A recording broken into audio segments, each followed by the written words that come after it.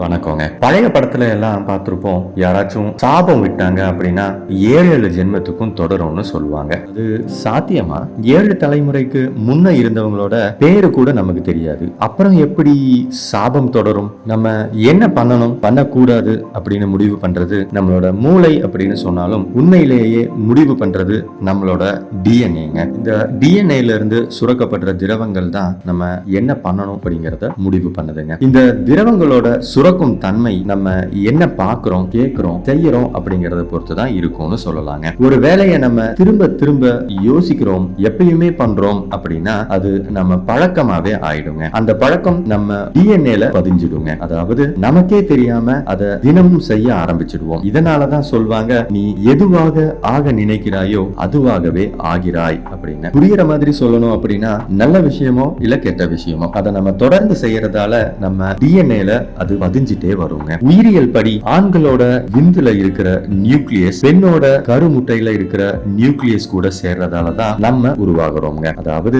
ஆண்ல 50% பெண்ல 50% சேர்ந்துதான் ஒரு உயிரினம் உண்டாகுதுன்னு சொல்லலாங்க. அப்படி உண்டாகிறதால தான் நம்ம அப்பாவோட சில குணாதிசயங்களோடவும் அம்மாவோட சில குணாதிசயங்களோடவும் கலந்து ஒரு கலவையா இருக்கும் அப்படின்னு சொல்லலாங்க. இந்த குணங்கள் நம்ம வளர வளர பலதும் பல விதமா பலர்கிட்ட இருந்து கத்துக்கிறப்போ மாறுறதும் உண்டுங்க. இப்போ 7 ஜென்மத்துக்கு முன்ன போவோம். கிட்டத்தட்ட ஒரு 600 வருஷம் பின்னால ராஜா காலத்துல முனிவர்கள் இருந்தப்போ அந்த காலம்னு சொல்லலாங்க. ஒரு முனிவர் ஒருத்தருக்கு சாபம் கொடுத்திருக்காரு அப்படின்னு வச்சுக்கோங்க. இந்த சாபம் வாங்கினவரு அதவே தினமும் எப்படியாச்சும் யோசிச்சுட்டே இருப்பாருங்க. ஏன்னா அது அவரை எதுவும் பண்ணிடக்கூடாது, அவங்களோட குடும்பத்தை எதுவும் பண்ணிடக்கூடாது அப்படிங்கிற பயம்ங்க. இப்படி விடாம அதவே யோசிச்சுட்டு இருக்கிறதுனால கண்டிப்பா அது அவரோட டிஎன்ஏல பதிவாகி இருக்குங்க. இப்போ இவரோட டிஎன்ஏல பதிஞ்ச விஷயம் அவருக்கு குழந்தை பிறக்கும் போது அந்த குழந்தைக்கும் நிச்சயமா போகும்னு சொல்லலாங்க. அப்போ அந்த குழந்தையையும் அது பாதிக்கும். இதே மாதிரி அடுத்த தலைமுறைக்கு போகுங்க. எப்படி சரியா 7 தலைமுறைக்கு மட்டும் போகுது அப்படிங்கறத இப்ப பாப்போங்க. இப்போ நம்ம சாபம் வாங்கினது நம்மளோட தலைமுறைக்கு முன்னாடி 8வது பாட்டனார் அப்படின்னு வச்சுக்கோங்க. அதாவது சாபம் வாங்கின டிஎன்ஏ அவர்கிட்ட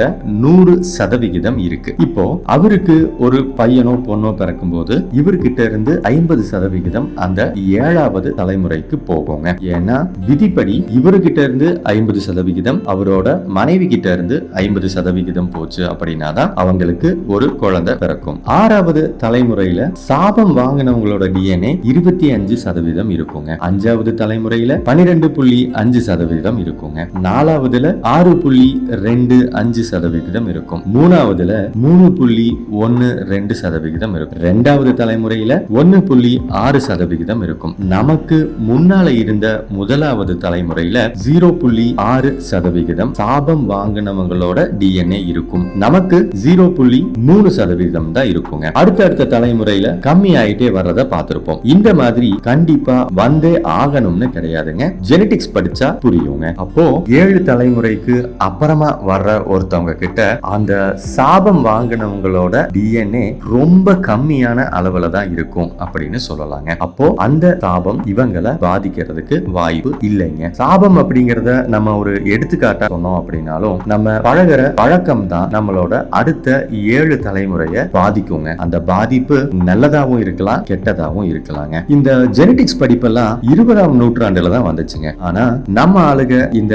50% விஷயத்தை அர்த்தநாரீஸ்வரர்னு எப்பயோ சொன்னாங்க.